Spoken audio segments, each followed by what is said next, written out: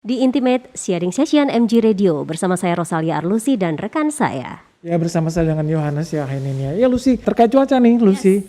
Ini berhubungan juga dengan narasumber kita yang sudah terhubung dengan kita di MG Radio ini. Oke, siapa ya kira-kira yang akan kita hubungi di malam hari ini? Baik, langsung saja kita sapa. Ibu Diko Rita Karnawati, selamat malam Ibu Rita. Ibu Rita, halo Bu Rita, selamat malam Bu. Apa kabar Ibu? Mbak dan Mas. Bagaimana kabarnya Bu, sehat ya? Alhamdulillah. Alhamdulillah. Ibu Diko Rita, ini kita berbicara mengenai cuaca karena Ibu sebagai Kepala BMKG, Ibu. Informasi yang diberikan oleh BMKG ini sangat bermanfaat bagi masyarakat umum. Apalagi dengan cuaca yang sekarang ini bisa dikatakan semakin ekstrim ya, Lus, karena perubahan kadang cuaca. tidak bisa kita tebak ya. Betul. Nah Ibu, bagaimana sih Ibu sebenarnya fenomena cuaca kita, terutama di akhir bulan Oktober dan menjelang November ini Ibu? Baik. Jadi inilah bedanya kepulauan Indonesia dengan negara-negara lainnya yang berada di benua. Ya, kita ini luas area di Indonesia ini 60% adalah laut. Daratannya hanya sekitar 40%, itu pun berupa kepulauan-kepulauan. Dan kita berada di persilangan antara dua samudra besar, Pasifik dan Hindia, dan benua besar Asia dan Australia. Sehingga fenomena cuaca dan iklim sangat dipengaruhi oleh interaksi antara dua benua besar itu dan interaksi pada atmosfer dan samudra. Jadi antara dua benua besar dan dua samudra besar tadi, serta dipengaruhi oleh kondisi lokal, topografi lokal, kondisi atmosfer lokal. Sehingga fenomena cuaca dan iklim di Indonesia sangat kompleks, sangat sensitif, dipengaruhi oleh wilayah lain di negara lain atau benua lain. Oke. Jadi sulit ditebak. Iya, betul Bu. Gitu. Tapi apa sudah bisa dibilang Bu Rita kalau sekarang ini memang kita sudah masuk musim penghujan dan memang sudah selayaknya seperti itu, Bu Rita? Benar, saat ini seperti yang sudah disampaikan BMKG beberapa bulan sebelumnya, musim hujan ini maju, mulainya lebih awal. Biasanya mulainya November ya, biasanya. Atau pertengahan Oktober gitu ya. Tapi itu kan sejak September sudah mulai awal.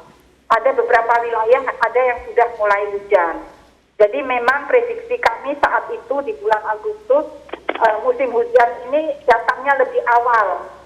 Nah, ini kan lebih dipengaruhi juga oleh fenomena perkembangan iklim ya, iklim global. Apalagi saat ini jadi kurang lebih beberapa minggu yang lalu BMKG mendeteksi adanya La Nina yang saat ini masih lemah dan diprediksi akan semakin menguat menjadi moderat di akhir tahun. Untuk di daerah mana saja itu Bu, La Nina potensinya tadi yang dikatakan bisa berubah menjadi moderat? Nah, terutama di wilayah selatan ya, yaitu maksudnya selatan Indonesia bagian selatan. Misalnya terutama di Sumatera Selatan, Jawa, Nusa Tenggara, kemudian juga Kalimantan Selatan, Sulawesi Selatan. Itu terutama di wilayah tersebut yang lebih berpengaruh dan dampaknya berupa peningkatan curah hujan yang diprediksi dapat mencapai 20-70% selama musim hujan ini dibandingkan normalnya. Nah, ini karena suhu muka air laut di Samudra Pasifik saat ini lebih dingin dari normalnya, sedangkan suhu muka air laut di wilayah Indonesia lebih hangat dari normalnya. Sehingga terjadilah perbedaan tekanan antara Pasifik dan Indonesia, dan terjadilah aliran massa udara basah dari Samudra Pasifik menuju kepulauan Indonesia, dan itu memicu terbentuknya peningkatan terjadi peningkatan pembentukan awan-awan hujan.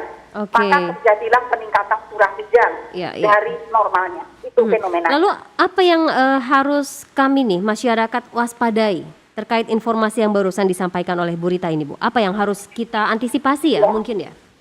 Betul. Perlu diwaspadai potensi bencana hidrometeorologi. Karena peningkatan curah hujan dapat mengakibatkan hujan yang ekstrim. Intensitasnya dapat mencapai lebih dari 50 mm per hari, bahkan bisa mencapai 150 mm per hari atau lebih. Dan itu akan memicu terjadinya banjir bandang, longsor, angin kencang, dan seperti tahun lalu menimbulkan korban dan kerusakan lingkungan. Ada perkiraan nggak sih Bu Rita kira-kira kapan itu terjadinya tadi yang Ibu sampaikan, curah hujan tinggi, kemudian angin besar, lalu mungkin juga ada banjir dan longsor. Nah, dari BMKG sendiri apakah ada proyeksi di bulan apa mungkin yang kita harus betul-betul ekstra waspada? Iya, sebetulnya Oktober sudah mulai, meskipun masih lemah ya, tapi sudah mulai ada banjir kan, ada longsor ya, sudah mulai ada korban jiwa, dan akan semakin meningkat di bulan November, Desember, puncaknya Januari, Februari. Gitu. Januari ya. Puncaknya Januari, Februari, tapi memang rata-rata hampir setiap tahun seperti itu ya Bu ya. Januari, Februari ya, itu di selalu akhir tahun dan jadi awal puncak tahun dari baru musim ya. Iya, iya. Namun tahun ini kurang lebih sama dengan tahun lalu, terjadi peningkatan intensitas dari normalnya. Intensitas dari normal artinya bisa dikatakan curah hujannya dibandingkan dengan Januari tahun ini, maka Januari 2002 akan lebih besar begitu Ibu? Dibandingkan kalau yang tahun 2021 hingga 2022 itu kurang lebih sama. Tetapi 2 tahun itu lebih besar, lebih tinggi daripada tahun 2019.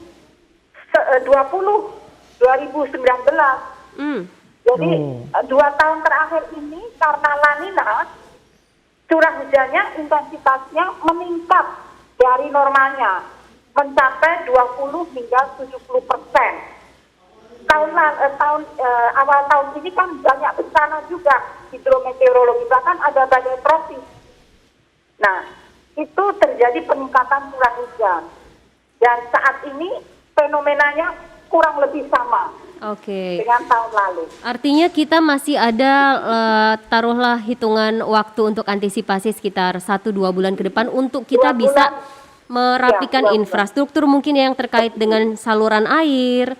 Kemudian juga antisipasi lain untuk mengamankan warga yang mungkin berada di daerah yang berpotensi bencana, begitu ya Bu Rita ya? Benar sekali, benar, itulah yang sedang digiatkan. Kami giatkan berkoordinasi dengan pemerintah daerah. Ini kan pusat dan daerah harus bersinergi, terutama tadi menjaga, memastikan manajemen atau tata kelola sumber daya air benar-benar sudah tepat agar dapat menampung kelebihan curah hujan yang 20-70% tadi. Kan membutuhkan tempat untuk menampung ya, atau mengalirkan ya. Jangan sampai terjadi pendangkalan sehingga meluap, membanjir kemana-mana, itu yang perlu dicegah. Ya, dan resiko kerugiannya pun juga nanti pasti akan jauh lebih besar. Ya, betul. Oke, bahkan disarankan untuk dimanfaatkan. Kelebihannya itu kan ada daerah yang biasanya kekeringan, tapi kalau mendapat pasokan lebih, ini kan bisa disimpan, dipanen, dimanfaatkan untuk saat membutuhkan air nanti. Jangan dibiarkan meluap kemana-mana. Jadi Ibu Rita mau mengatakan bahwa dengan banyaknya air itu bisa menjadi cadangan air kita ya Bu? Ketika kita menghadapi musim panas atau musim mungkin bulan-bulan Mei, April kali ya Bu? Mulai April, Mei beberapa wilayah sudah mulai kemarau. Ya. Dan bahkan kekurangan air. Nah, ini bisa mengambil simpanan dari saat Ada saat lanina hujan intensitas tinggi yang akan terjadi di bulan Desember, Januari, Februari nanti ya Ibu. Nah Ibu, saya mau mendalami lagi yang tadi sebelumnya Ibu sempat sebutkan Ibu ya, yaitu permukaan laut di wilayah Indonesia yang lebih panas dari biasanya dan di wilayah Pasifik yang lebih dingin. Ini terjadi karena apa ya Ibu? Terjadi perubahan seperti apa kok bisa berbeda dari yang sebelumnya? Nah, ini juga yang menjadi kajian para pakar klimatologi, adanya interaksi antara atmosfer dan samudra yang saat ini nampaknya mulai terasa terdampak dari perubahan iklim global. Jadi fenomena perubahan iklim global yang mengakibatkan suhu muka air laut makin meningkat, atau di wilayah lain bisa malah mendingin ya. Jadi ada beberapa zona yang makin panas, tapi ada zona semakin dingin. Jadi itulah yang akhirnya mengakibatkan kondisi anomali yang berujung Anomali pada seperti ini kejadian. apakah memang akan terus terjadi ke depannya atau fenomena ini baru terjadi di tahun ini aja Ibu? Sebetulnya kejadian anomali iklim seperti La Nina, El Nino itu tahun-tahun sebelumnya kami ada data sejak tahun 1950 sampai hari ini. Jadi ini bukan yang pertama kali, sudah terulang-ulang beberapa kali. Dan Namun, semakin diperparah kondisinya Ibu ya sekarang ya? Iya, begini, sebelum tahun 80 periode ulangnya tuh sekitar 7 tahun sampai 10 tahun ya, 7 sampai 10 tahun. Tetapi setelah tahun 80 itu memendek menjadi hanya 2 sampai 5 tahun periode ulangnya. Artinya kejadiannya semakin sering dibandingkan tahun-tahun sebelumnya. Demikian. Iya Ibu, itu terkait dengan cuaca hujan dan lain sebagainya yang saat ini sedang terjadi di semua wilayah di Indonesia. Sampai saat ini Ibu, kira-kira apa sih yang sudah tanggapan dari para kepala daerah? Kan pasti Ibu sudah menyampaikan berkali-kali kepada kepala daerah. Mengingatkan hati-hati bencana hidrometeorologi ini akan terjadi di wilayah Anda, dan wilayah Anda. Apa tanggapan dari para kepala daerah yang Ibu terima? Beragam, sangat beragam. Sangat beragam. Maksudnya sama. Ibu? Misalnya, contohnya Gubernur Sumatera Barat itu sudah mengeluarkan surat keputusan yang menyatakan siaga dan sudah mengatur siapa melakukan apa, sudah. Jadi ada rencana mitigasinya sudah dibuat ya? Sudah ada, dan itu dalam bentuk surat keputusan Gubernur. Ini, jadi itu kan responnya sangat positif, ya. Namun tahun lalu, ini tadi yang saya ceritakan yang saat ini ya, tahun lalu itu ada juga yang kan BMKG itu ada di daerah ya. Yeah. Maksudnya kan kami ini kan harus selalu menjalin sinergi dengan pemerintah daerah. Nah itu kadang-kadang untuk menghadap bertemu itu antrinya sampai berbulan sampai bencananya terjadi. Oh oke. Sampai bencananya terjadi, pesannya belum tersampaikan ya, gitu ya. BMKG juga yang disalahin ya Bu ya. Oh iya lah. Jadi kita mau menghadap itu ada yang masih sulit. Yeah. Tapi tidak sedikit yang mudah, juga tidak sedikit. Jadi beragam lah. Nah kebetulan yang sulit itu yang kena. Jadi aduh kadang-kadang yang mudah ternyata nggak kena. Jadi yang nggak tahu. Kita terus berusaha untuk Ibu, untuk mapping yang sudah dilakukan oleh BMKG, wilayah mana saja yang berpotensi tinggi untuk terjadi bencana hidrometeorologi ini, Ibu? Sebetulnya kalau wilayah kita bicara Indonesia itu hampir merata, Pak. Kalau hidrometeorologi hampir merata. Hanya intensitasnya bervariasi. Terutama yang tinggi intensitas atau risikonya itu wilayah-wilayah yang wilayah mana Bu? Sorry? Ya, yang untuk La Nina ini terutama Sumatera Selatan. Oh, Sumatera Selatan. Jawa, termasuk Jabodetabek, ya. Bali, Nusa Tenggara. Nusa Tenggara Barat, Nusa Tenggara Timur, kemudian Sulawesi Selatan, Kalimantan Selatan.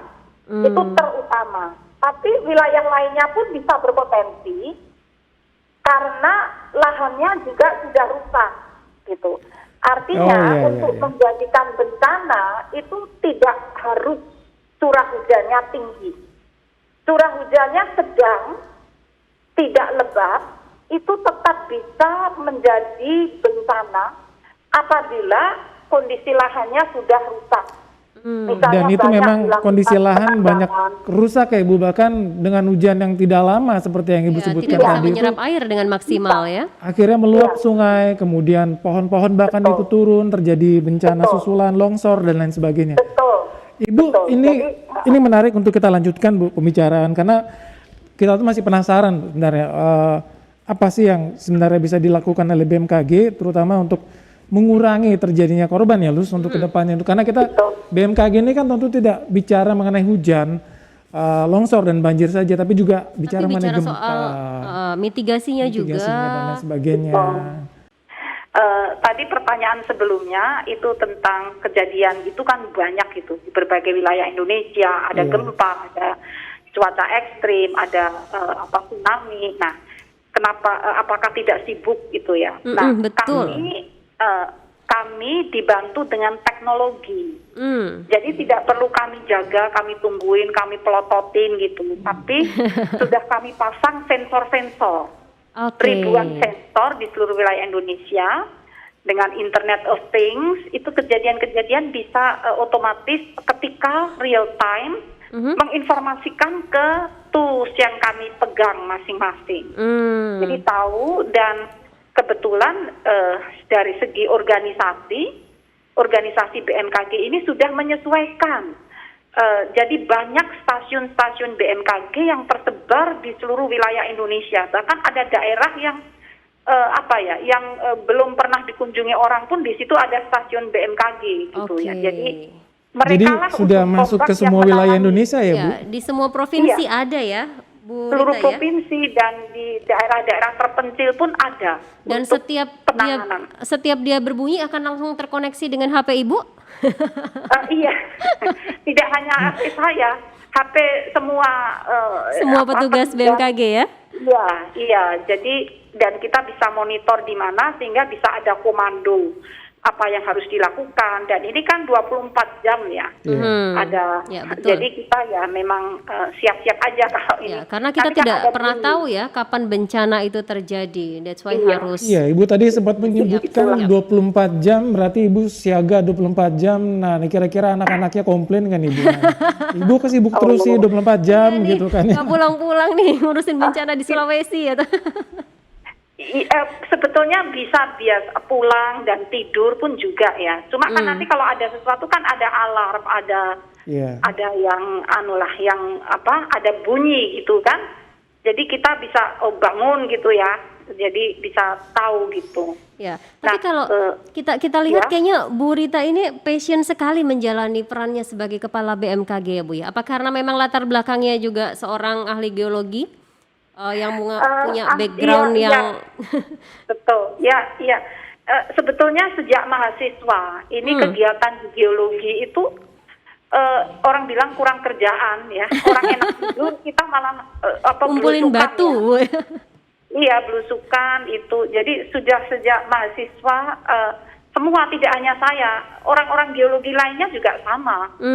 Itu juga kelakuannya sama gitu loh, karakternya sama. Gimana ceritanya sih Bu, seorang Dwi Korita akhirnya terjun dan jatuh cinta sama geologi? Gimana ceritanya Bu dulu itu? Yang pertama itu sebetulnya karena hobi gitu ya. Hobinya apa Bu? Ya itu keluar jalan-jalan. Saya kira hobinya Ibu ngumpulin batu ya Bu. Ngumpulin batu. Kalau dulu karena hobi ya. Kalau sekarang kan misi. Sekarang ada misi. Sekarang ada misi. Sekarang itu bedanya. Ada misi, ada tanggung jawab. Kalau dulu refreshing ya. Iya. Refreshing mencari dulu ketenangan. have fun ya Bu ya. fun Iya. ya.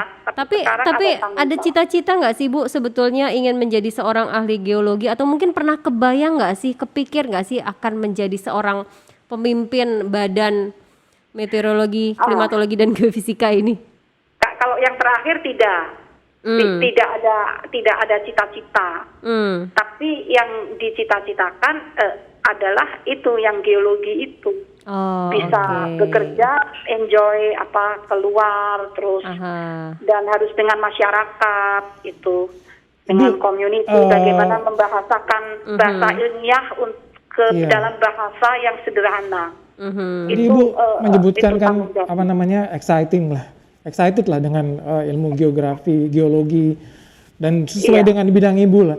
Tapi kan pasti ada momen-momen tertentu kan Ibu menjalankan tugas Ibu sepenuh hati, kemudian ketika terjadi sesuatu wilayah padahal sebelumnya Ibu sudah pernah bilang nih, kan saya sudah bilang ini nanti bakal seperti ini.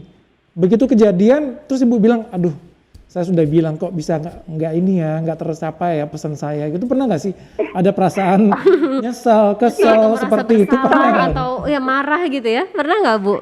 Bukan marah, tapi apa ya? Ya gimana ya rasanya? Seperti contohnya Palu. Apa Bu? Palu. Oh iya, Sulawesi ya. Iya, itu BMKG sudah menginformasikan di tahun 2000 Ada potensi gempa. tsunami Palu. Itu tahun 2000 sudah ada, bahkan Profesor Kapili itu tokoh geologi menyampaikan di tahun 70 saat itu. Tapi kemudian BMKG tahun 2000 kan melakukan investigasi ulang dan hasilnya sama itu. Dan saya pribadi bersama tim dan BNPB dan Bappenas itu melakukan misi khusus selama 4-5 tahun khusus menyiapkan gempa dan tsunami Palu. Jadi sebelum kejadian itu sudah disiapkan 4-5 tahun sebelum kejadian sudah semacam di warning begitu? 10 tahun sebelum kejadian. Tepatnya 9 tahun lah ya. Jadi tahun 2009 sampai 2014 kami ini melakukan pendampingan, menyiapkan masyarakat dan pemerintah daerah sampai ke anggota DPR juga untuk kesiapsiagaan menghadapi gempa dan tsunami di Palu. Programnya tuh sampai 5 tahun, Mbak. Ke sekolah-sekolah, ke tokoh masyarakat, ke perguruan tinggi, jadi konsepnya masyarakat yang aktif, universitas setempat yang aktif, kami mendampingi, kami mengarahkan, melakukan training ya, pelatihan ya, bahkan waktu itu saya belum di BMKG ya, namun bagian dari tim itu ada BMKG, bagian dari tim itu, bahkan pemerintah daerah Kabupaten Donggala itu sudah memanfaatkan informasi BMKG saat akan membangun kantor.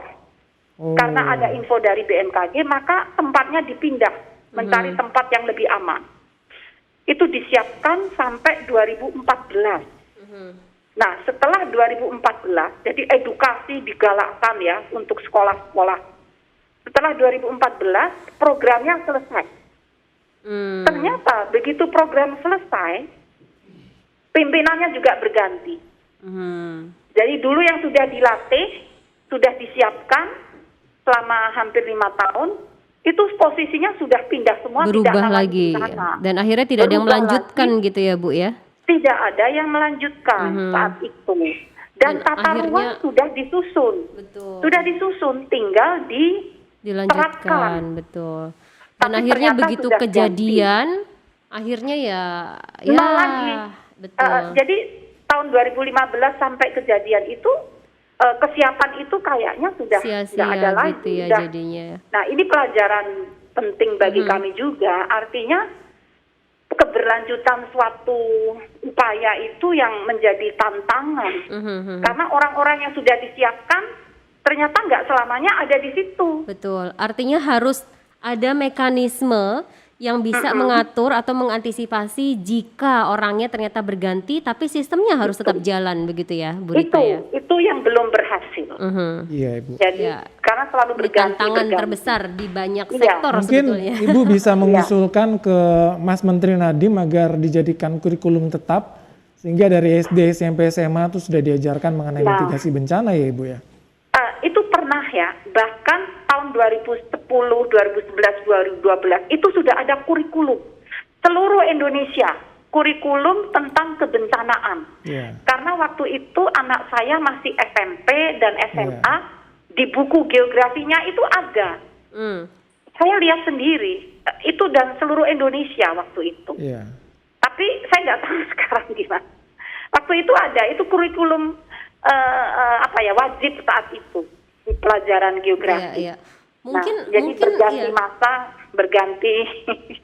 Itu. Iya, betul. PR terbesar kita mungkin itu salah satunya, Bu ya. Betul, Tapi berbicara betul. soal tadi dimasukkan ke dalam pelajaran, artinya kan ini kita coba memberikan pemahaman dan pendidikan dan pengetahuan sedari dini ke anak-anak gitu ya, sejak mereka Betul. SD bahkan. Nah, tapi kalau kita mau flashback nih, Bu Rita, ketika Bu Rita dulu SD, itu pernah juga nggak sih punya pengalaman yang terkait dengan geologi atau mungkin punya malah pengalaman yang berbeda lain yang akhirnya membuat Ibu jadi kok ini seru ya pengalaman ini ya.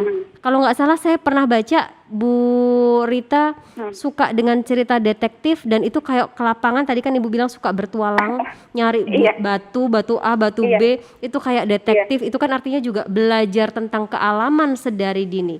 Iya. Ya. Sejak Gimana, Bu? TK bahkan. Sejak Sejak TK. Sejak TK ya. Guru TK-nya itu menjelaskan tentang tanaman.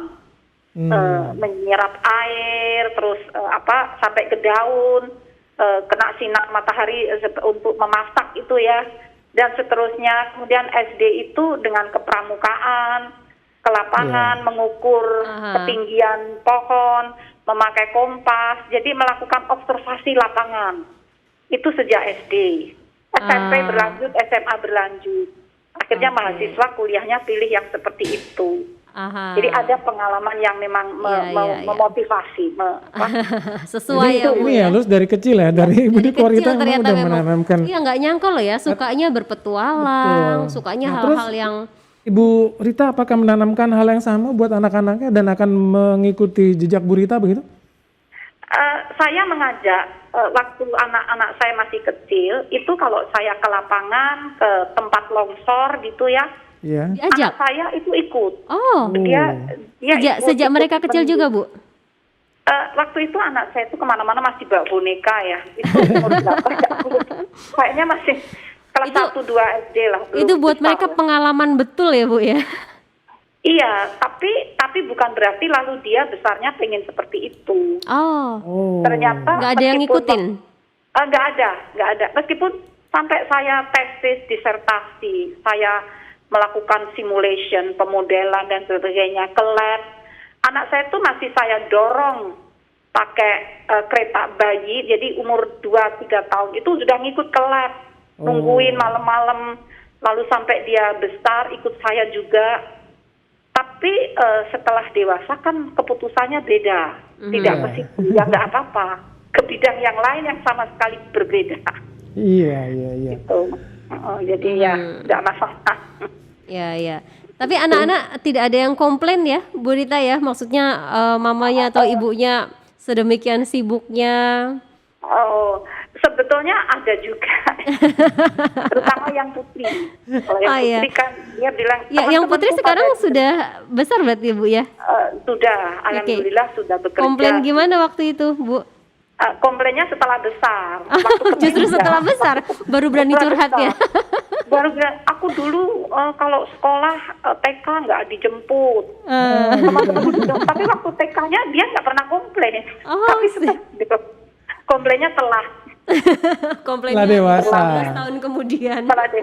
Tapi memang pengalaman Bu Rita ini lengkap sekali ya, terus maksudnya selain menjadi rektor, wakil rektor juga pernah menjadi moderator debat juga nih pada tahun 2014 ya Bu Rita ya. Seru. Ini lompat-lompat nih jadi pengalaman Ibu nih dari geografi, geologi, ngajar, kemudian debat politik lagi sekarang ini. Jadi gimana ceritanya itu Ibu kok bisa dipilih dan bagaimana tanggapan Ibu ketika ya Ibu Rita jadi moderator ya gitu. Gimana tuh Bu tanggapannya waktu itu? Saya terus terang kalau pengalaman untuk bekerja di bidang yang saat ini itu sebetulnya sekolah saya sesuai dengan riset saya, sesuai dengan bidang yang saya pelajari. Maksudnya di dalam bidang gempa bumi, tsunami itu sesuai. Tapi yang tidak pernah saya pelajari itu untuk menjadi wakil rektor, untuk menjadi rektor, untuk menjadi kepala badan itu tidak saya rencanakan.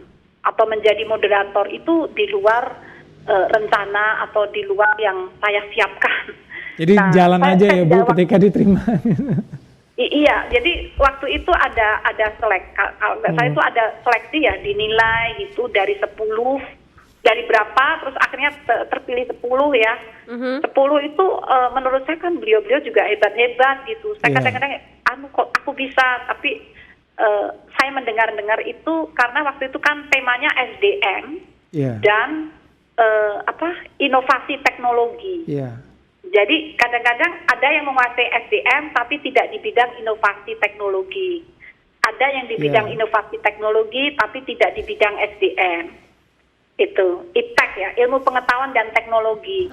Nah, kebetulan saat itu saya kan sebagai dosen dan